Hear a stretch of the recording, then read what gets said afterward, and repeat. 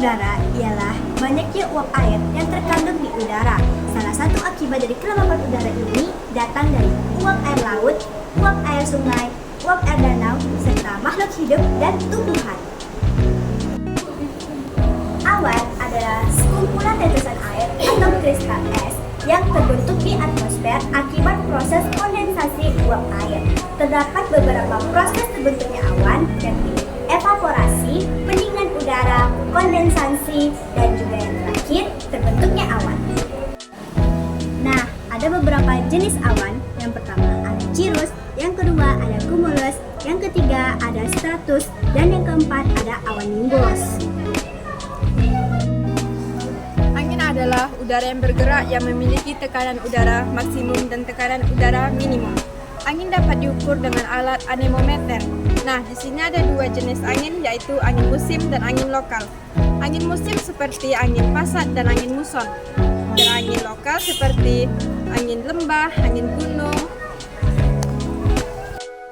Tekanan udara adalah berat massa udara di atas suatu wilayah. Tekanan udara menunjukkan tenaga yang bekerja untuk menggerakkan massa udara dalam setiap ruas satu tertentu.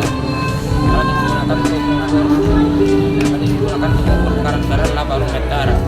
Faktor-faktor yang mempengaruhi tekanan udara: satu, temperatur dan suhu; yang kedua, ketinggian tempat; yang ketiga, persebaran daratan dan lautan.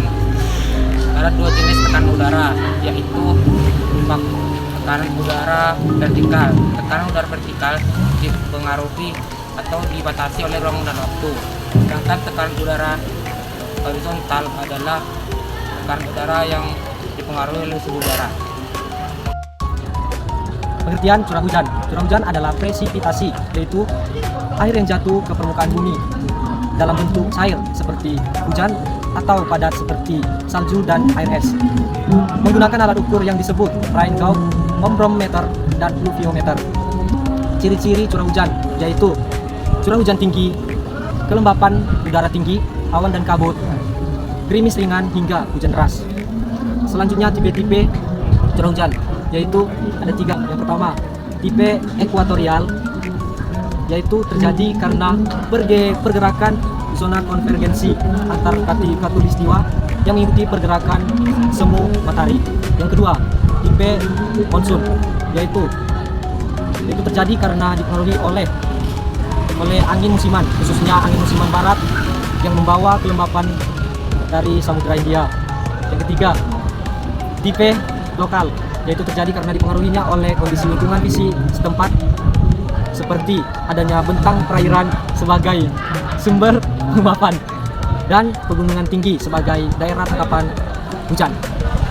Terakhir, jenis curah hujan yaitu hujan frontal, hujan konvektif, hujan orografis, hujan muson, hujan siklon, hujan asam, dan hujan buatan. Terima kasih. Halo teman-teman semuanya, perkenalkan aku Sri Lestari dari kelas 10-3, dan kali ini aku akan menyampaikan tentang penyinaran matahari. Penyinaran matahari merupakan proses di mana sinar matahari memancarkan energi ke bumi lewat radiasi elektromagnetik. Nah, penyinaran matahari ini dapat diukur dengan sebuah alat yang bernama piranometer. Lalu, apa sih fungsi dari penyinaran matahari ini? Di sini saya akan membagikan 3 fungsi penyinaran matahari. Yang pertama, untuk membuat tidur lebih nyenyak. Yang kedua, untuk meningkatkan fungsi otak. Dan yang ketiga, untuk meningkatkan sistem kekebalan tubuh. Nah, penyinaran matahari ini didukung dengan berbagai sinar. Ada sinar ultraviolet atau sinar UV, sinar tampak, dan sinar inframerah. Namun, di balik itu, penyinaran matahari ini dapat memberikan dampak yang negatif. Yang pertama, dapat merusak kulit, mata, hingga dapat menyebabkan kanker. Oke teman-teman, sekian penjelasan dari aku. Sampai jumpa. Suhu adalah ukuran tingkat panas dan dinginnya suatu benda atau lingkungan. Suhu biasanya diukur dengan sebuah alat yang bernama termometer. Nah, di dalam pengukuran ini biasanya menggunakan derajat Celcius, Fahrenheit, dan juga Kelvin. Lalu, apa sih kegunaan dari suhu? Yang pertama, untuk menentukan kondisi cuaca. Yang kedua, untuk mengatur kenyamanan dan keselamatan lingkungan. Dan yang ketiga, untuk mengatur proses biologis pada tubuh makhluk hidup. Nah, dengan mengatur suhu, kita dapat memahami dan tahu tentang proses dan kondisi di lingkungan sekitar kita. Sekian dari saya.